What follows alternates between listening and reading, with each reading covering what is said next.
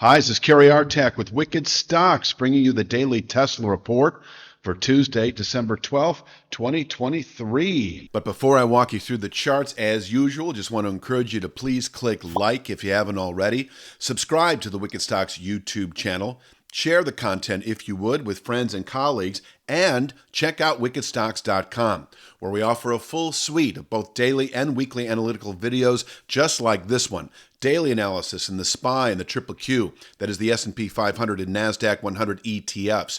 Weekly analysis in the S&P 500 Index, the NASDAQ 100 Index, the Long Bond ETF, the TLT, as well as 2 individual stock picks a week that you never see on YouTube. That is 8 a month that cater to the 3 to 5 week swing trader out to the 3 to 5 month near-term investor. We're always looking for at least 20% moves on those stock picks, and you can check out all of this for no cost for 5 days.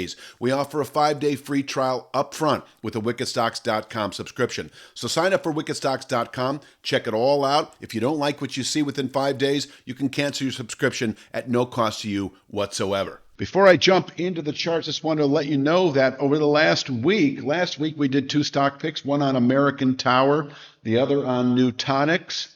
And then just Monday, we put out one on Celsius Holdings. If any of those are familiar to you, we see opportunities in all 3 that are still very relevant. So check out wickedstocks.com for that 5-day free trial. On with the charts. This is the big picture, and we'll work our way into the day itself. Just a reminder that a couple of months ago, we settled below the steeply rising channel bottom that is now well below the market. At one point, initially, for the first few weeks, we were expecting this descending channel bottom. The week that we put out this meaningful low, kind of a reversal low, put out a new low following that July high, and then we closed higher on the week. That actually was also the culmination of a settlement above a descending 1/3 speed line. And we were following this, as you recall, on the daily chart. So once you put out that low, you recalibrate your new trend-defining speed lines, 201.23.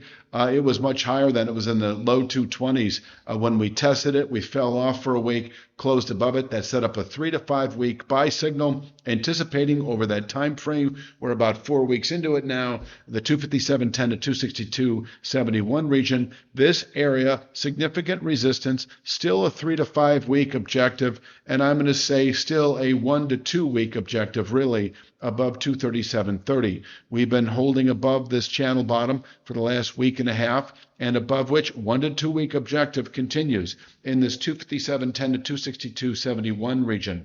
Upside today, we do have 243.97.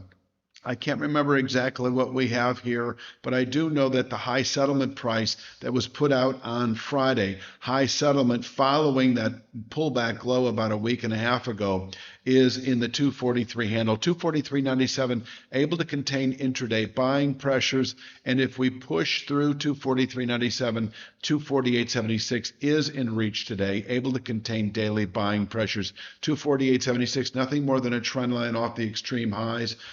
And if we were to close above 248.97, the targeted 257.10 to 62.71 region goes from being a 1 to 2 week objective, I think, to a 1 to 2 day objective. So closing above 248.76, we should, within a couple of days, push into the significant zone of resistance between 257.10 and 262.71. Where we can top out not only through December, but even through January and fall away from there for 3 to 5 weeks, couple of months to follow. In fact, it would be the testing of 257.10 to 262.71, where you could then prepare for a downside retracement to what is now at 213.56 and climbing gradually.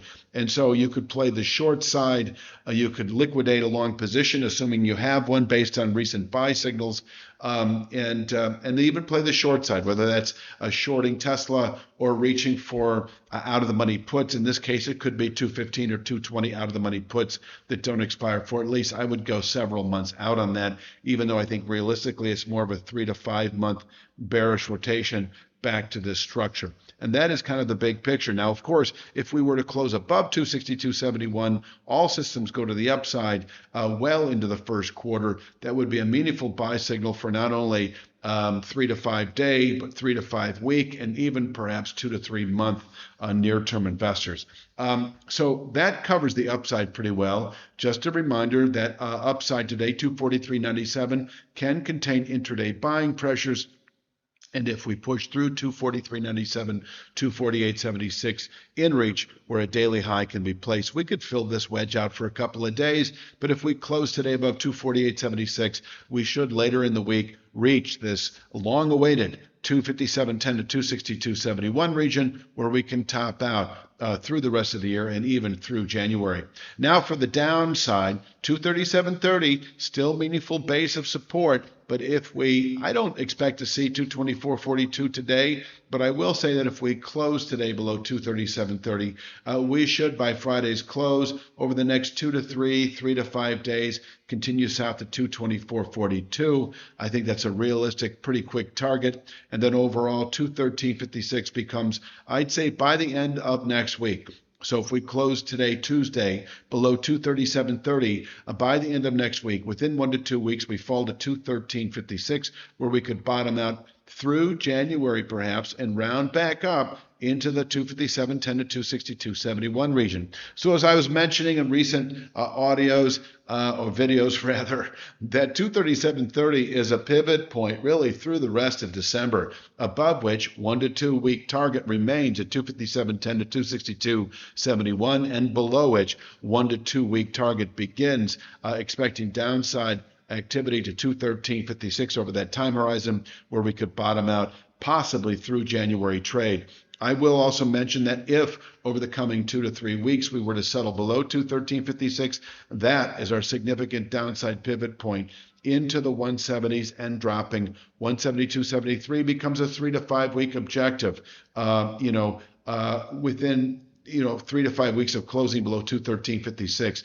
I will also mention this is just a trend line here. And so it's you have to kind of hang in there with me as I try to describe that if we test this channel top in the 250s, 260s, it is this trend line that becomes the new channel bottom, if you catch my drift, because this channel bottom that we show here at 172.73 is based on the trend line. But we would take that trend line out by a degree if we were to rally into this targeted zone of resistance ending at 262.71. So we can fall from here back to this channel bottom, or trend line rather, that becomes a channel bottom that is presently now in the low 180s and dropping, just so you know. So you could, if you're a big picture trader, consider reaching for kind of a low 180s, low 170s objective as we push into the 257.10 to 262.71 region. We could rotate that far south perhaps within several months, but I like to take it one step at a time and be a little bit more realistic. And more realistic, I think, is giving due respect to this 213.56 formation and its ability to contain monthly selling pressures when tested. And from here, we could rally back into the 250s, 260s within 3 to 5 weeks of doing so.